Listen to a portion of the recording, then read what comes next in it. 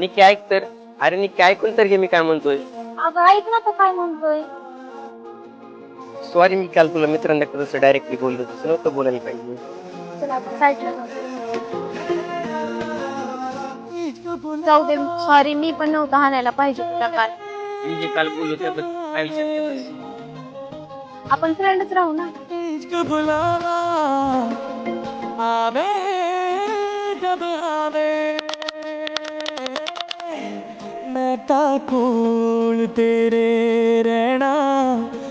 हो येऊ का अप्पू सर? हा ये आपल्याला पार्सल द्यायचे टाकून लय मोठे. बरं बरं आलं लवकर.